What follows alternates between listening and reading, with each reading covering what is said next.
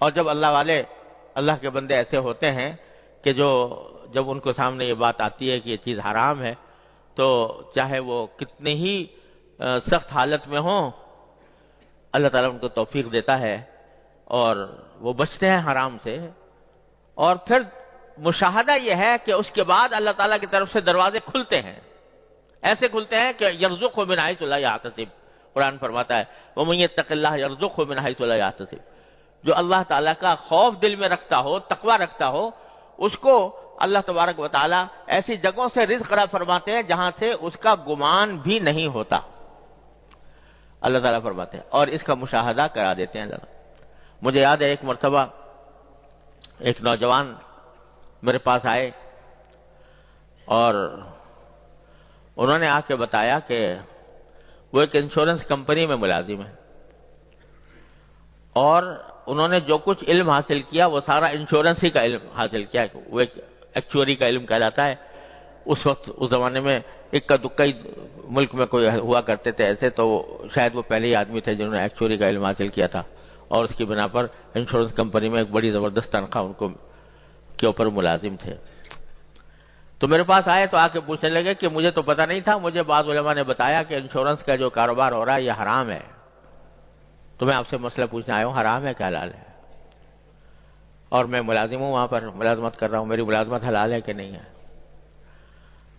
تو میں نے ان سے مسئلہ تو بتا دیا. میں نے کہا بھائی حلال حرام تو ہے، یہ حلال تو ہے نہیں، ملازمت بھی جائز نہیں آپ کی. لیکن بزرگوں نے یہ کہا ہے کہ اگر کوئی شخص کسی حرام آمدنی میں مبتلا ہو اور اس کا کوئی اور ذریعہ روزگار نہ ہو تو اس کو چاہیے کہ دوسرا کوئی ذریعہ حلال تلاش کرے اور جب تک حلال نہ ملے اس وقت تک استغفار کرتا رہے اور اس کو جاری رکھے، استغفار بھی کرتا رہے اللہ تعالیٰ سے، اور جو ہی دوسرے کوئی حلال ذریعہ مل جائے تو اس کو چھوڑ دیں.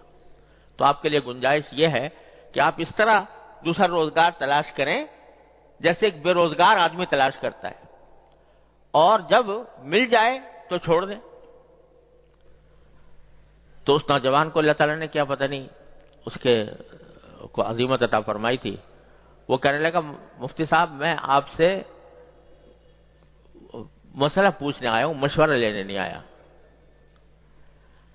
مسئلہ پوچھنے آیا ہوں، مشورہ لینے نہیں آیا.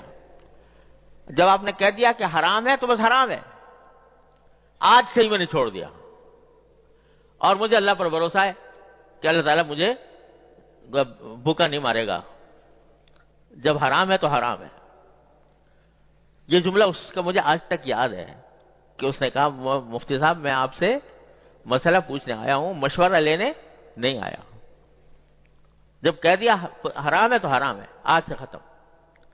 پھر اللہ تعالیٰ نے اس کو اتنی عزت دی، اتنی پھر ایک دوسری ملازمت اس کو ملی اور ساری ملک میں اس کی عزت ہوئی.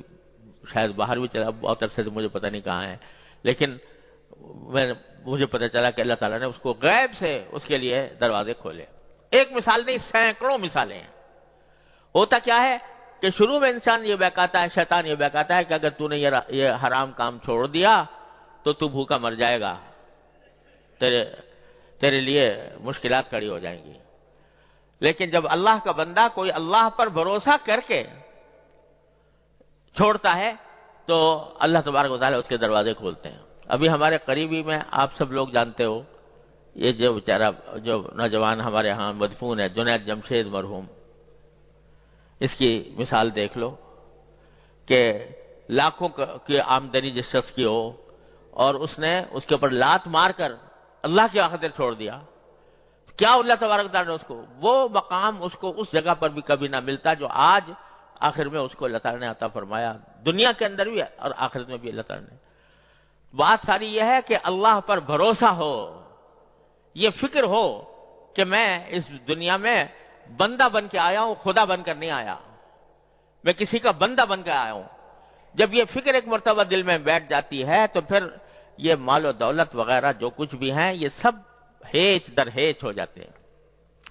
پھر اصل فکر انسان کی یہ ہوتی ہے کہ مرنے کے بعد کیا ہوگا، اگلے لمحے کچھ پتہ نہیں میری موت کب آ جائے، اگلے لمحے میں دنیا سے رخصت ہو سکتا ہوں، بیٹھے بیٹھے جا سکتا ہوں اور آنکھوں سے مناظر دیکھتا ہوں کہ لوگ بیٹھے بیٹھے دنیا سے رخصت ہو گئے، مرنے کے بعد کیا ہونے والا ہے؟ تو یہ جو در حقیقت یہ جو مال کی محبت ہے یہ بخل پیدا کرتی ہے۔ مال کی محبت ہے جو انسان کو سخاوت کے اعلیٰ وصف سے روکتی ہے۔ مال کی محبت ہے جو انسان کو بسا اوقات گناہوں میں مبتلا کرتی ہے۔ سمجھ رہا ہے وہ کہ میں مال بٹور رہا ہوں، حقیقت میں وہ آگ کے انگارے سمیٹ رہا ہوتا ہے۔